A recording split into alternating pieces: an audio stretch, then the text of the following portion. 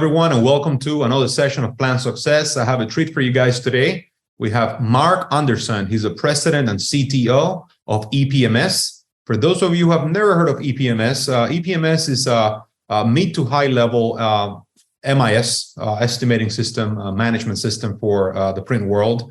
And we're happy to announce that officially today. Again, let's mention the date. Today is June 28th. So as of June 28th, 2023, we're officially considering EPMS and PlanProphet integration wrapped up and ready to go live. So in this opportunity, I want to make sure that we get to know a little bit about the leader of EPMS, Mark. I want you guys to get to know a little bit about EPMS, what they stand for, how long they've been in business, what is their core competencies. I'm going to ask Mark a few questions that I have about it. And then, he's going to probably have some questions about PlanProphet too, for those EPMS clients that are actually watching and want to learn more about PlanProphet. So welcome, Mark, and thank you for spending time with me this morning. Well, thanks for having me. Hello, everybody. All right. So why don't we begin a little bit by you telling me how, I think it's always a very interesting conversation, what made you, us crazy people doing software for the print world, what made you land on building EPMS? It's actually kind of a funny story. My mom and I were both working in Cambridge in 1989, which was about a 1 hour and a half commute from where we lived. And we were working for someone else at different companies, but we commuted together. And we were just stuck in traffic yet again, coming home from Boston.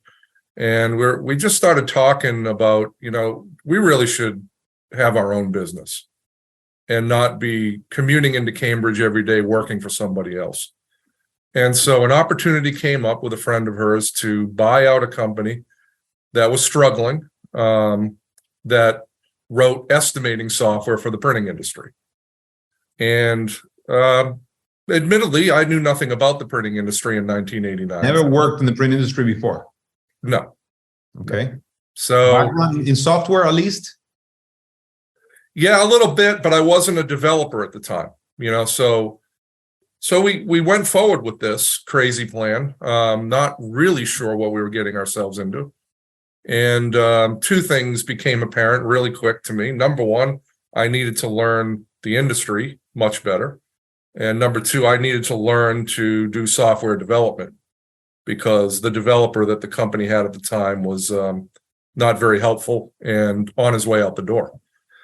So that's what I did. And within a few years, I had rewritten the entire system into a new platform. You learned how to code yourself in that year and you rewrote the whole thing?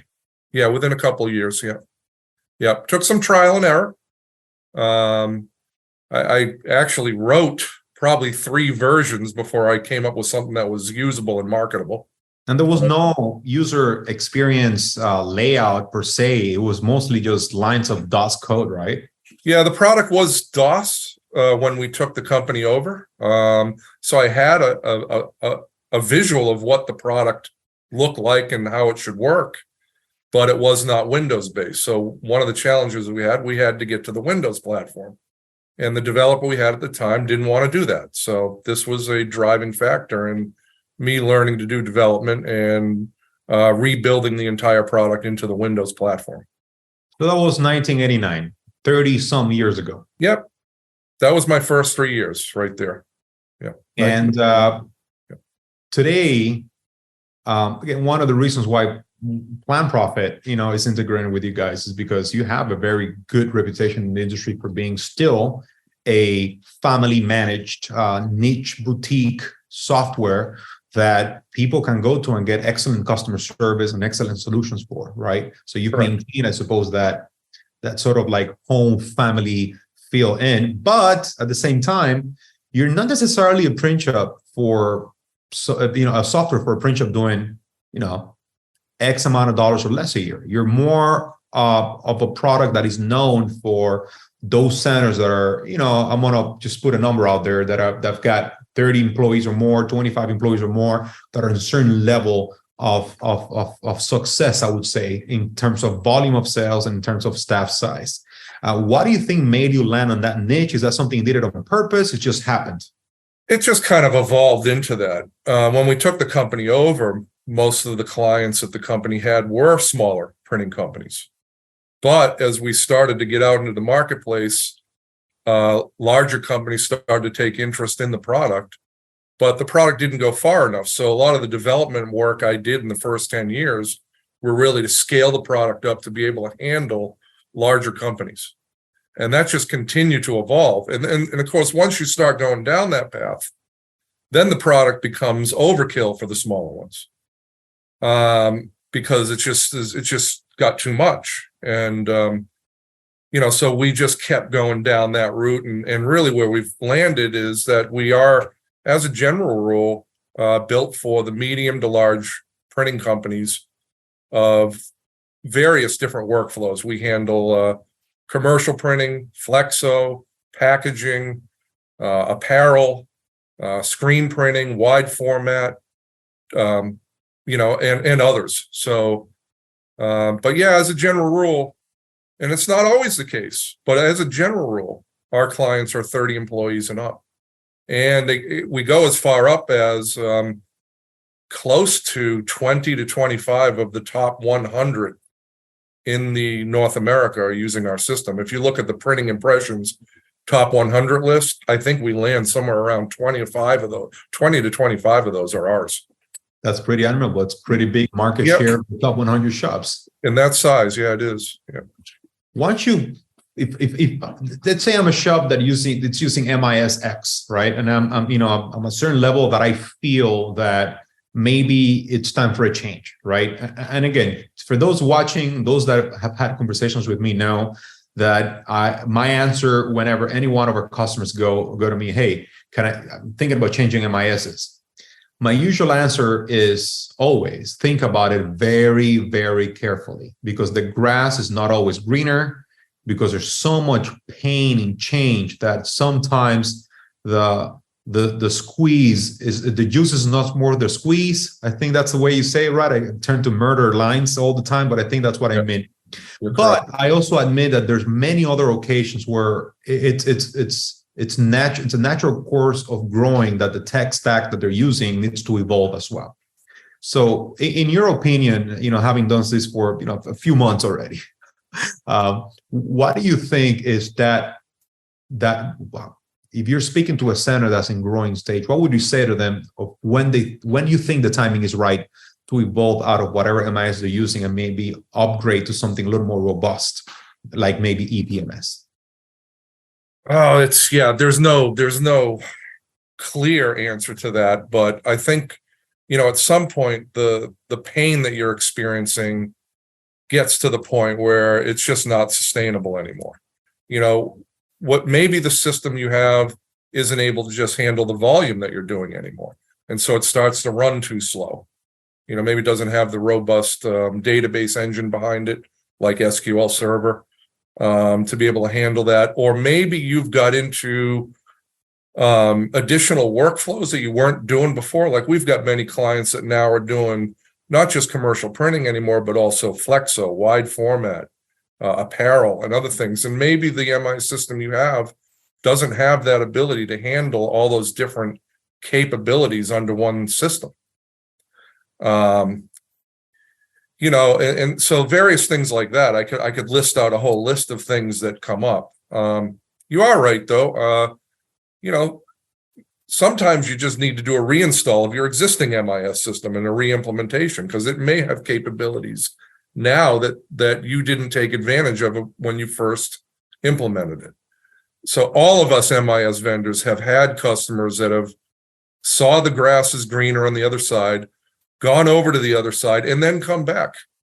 It's happened to all of us. We've had several clients over the years that have done that, and they've come back to us because they realized what they had was better than what they had before. They just need to re-implement and maybe get some more training and take advantage of some of the new capabilities. Sometimes it has a lot to do with adoption and the software's evolved. If you look at PlanProphet or what it was 3 years ago and what it's today, it's two completely different platforms. I'm sure. Absolutely. EPMS, it's the same. I'm visiting a site tomorrow that is on an old version, and they're looking to re-up with us on support, but they don't know what the system's capable of now. They know what it's capable of 10 years ago. it's a constant, I'm going to say, struggle for our team, and I'm sure it's the same for your team, to make sure that we do our fair share in letting our clients know what's new that they may take advantage of. Right. Certainly don't want them to think that the grass is greener just because we failed to communicate that we actually have the resources that they're looking for. They just didn't know of. Right? Correct. Right. Can you tell me one thing that you're really proud of when it comes to EPMS and your team that you could say 30 years later, 30 some years later, hey, that one thing that we did, I feel really proud of? Yeah. I have to say personally, it's that we've stayed independent. When all the pressure was on to not stay independent, when almost all of our competitors have not stayed independent, almost all of them have sold out at one point or another, and we've managed to weather that tide and just stay true to who we are and remain an independent, family-owned company. And it's almost like the path not taken that we've done, and it's something that's very hard to do, because there's a lot of pressure from the outside to sell the company and become part of a larger corporation, and we've avoided that. We're still EPMS, and I think a lot of our customers appreciate that, because that does mean we are a more personable company with more personable service. You just mentioning that had me thinking of all the other MISs that we deal with or we're about to deal with. And I think you're right. You may be one of only two MISs that I thought of maybe that are still family owned for 20 plus years, right?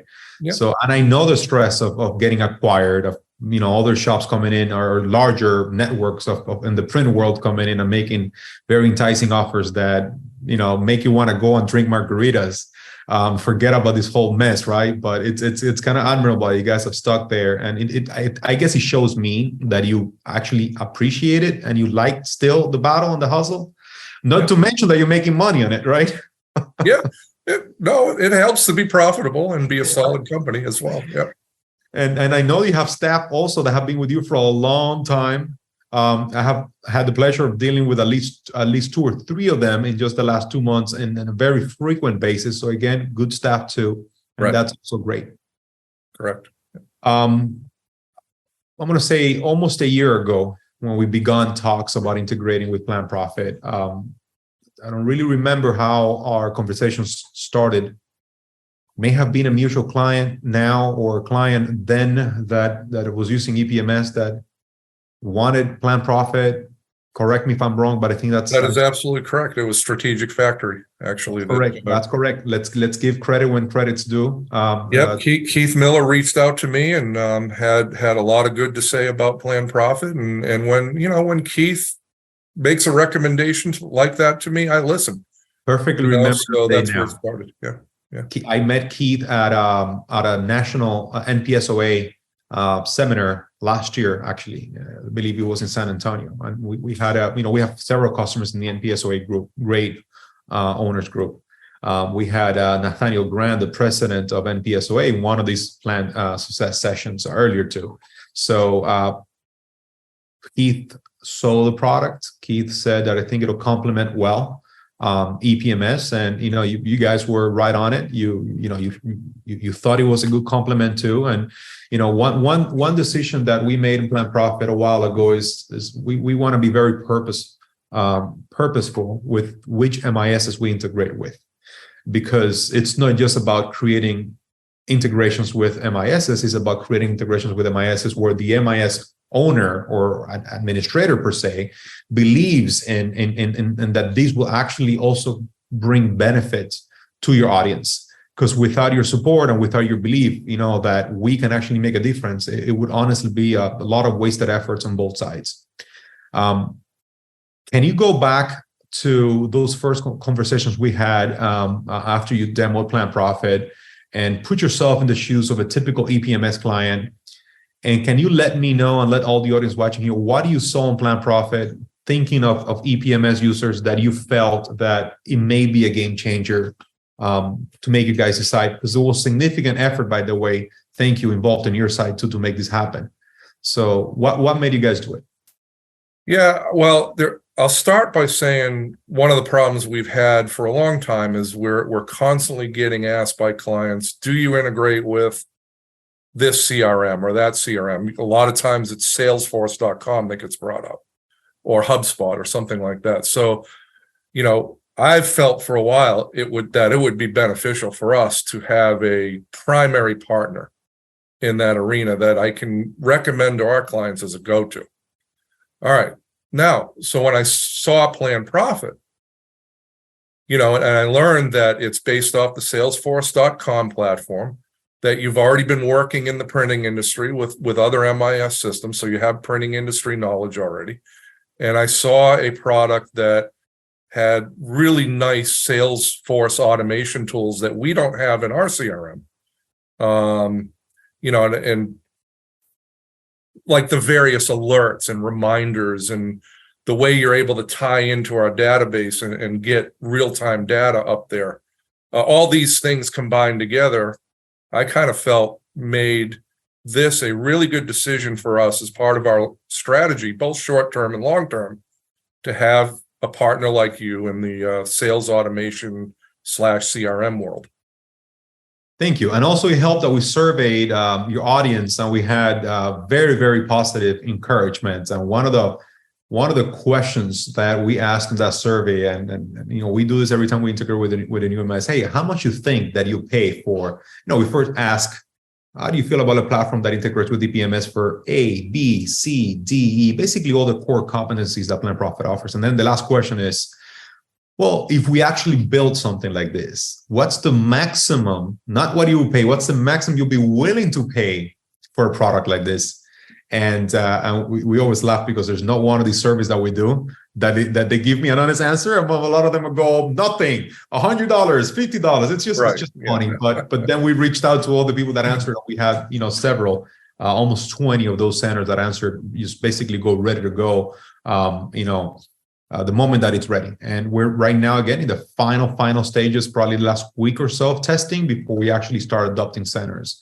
And then it's when the fun begins, because once we have centers on, they're going to start requesting deeper integrations with EPMS. They're going to start, tugging our cape and saying, can I please have this? Can I please have this? So it starts becoming starts growing on its own per se. It's going to be an ongoing thing.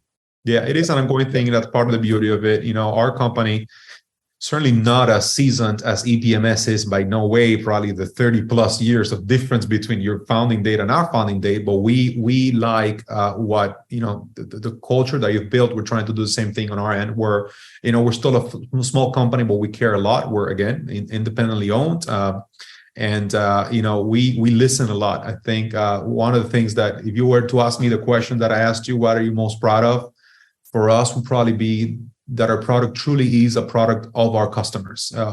We listen, we fight all the time with Renee, our CTO, to make things happen sooner rather than later. Because once a client knows the possibilities and they start getting their wheels in motion, where if I can get data from my MIS and it goes into this engine, or we can automate output, then the sky starts to be the limit. All the things that you can start requesting. So I'm personally looking forward to working with you on your team for the next several years, and hopefully we can have a majority of EPMS clients using our product mutually. I think we're stronger together. I think what we have found with all the partnerships we've established is that the product just becomes a lot better together, a lot more sticky for both customers. Necessarily don't feel like they're missing anything now, because they will get the whole marketing automation engine, a true robust CRM, together with their MIS of choice, the one that they've been using for a long time. I truly don't think that there's a better winning combination than that. Agreed. So thank you so much. Do you have any other last things to add before we wrap this one up? No, I don't think so. I mean, I was going to ask you why folks should add PlanProphet, why EPMS customers should, add PlanProphet. And I think you've already answered that with some of what you just said. And you put it better than I did. I didn't want to go too far that route. But it basically, we're tied into your kitchen. What people watching here don't understand is that when we announced our partnership maybe 10 months ago officially, those 10 months haven't been just sitting around and waiting for today. It's been hard work under the hood, from your team, from my team, doing a lot of testing, it just doesn't happen overnight. Correct. And I will say that this is one of the tightest, most extensive integrations EPMS has ever been involved in. A lot of the integrations we do with various things like other CRMs or even sometimes web storefronts it's a very basic two-way integration. This one is a deep integration. There's been a lot put into this by both parties. So it's the only way it works. So, whenever. And there's going to be a lot more. Exactly. Yep. Whenever we have clients saying, well, I'm already using Salesforce with my MIS, I go, well, sort of, yes, you're probably having your contacts put there and some sort of information about the client put up there, maybe even some basic order information. But when we build an integration, it takes months. It takes hundreds of staff hours both ways. And Yep. there's got to be a reward for that. That it's beyond. And there was a lot more testing was put into this as well than most any other integration we've ever We done. bring actual PDFs of orders. We bring details as to what each person orders beyond who they are. Exactly what they buy, when they buy things. So when we start looking at all those connectors that we have to create and maintain live with 0% margin of error, because we are dealing with real customers, real transactions, right? It certainly puts a lot of stress on the teams to get it right. But when it's right, you feel it. Once you land on PlanProphet, you an EPMS client, you'll see what I mean. You'll see that it's kind of like one of the same, just two different ways of visualizing data.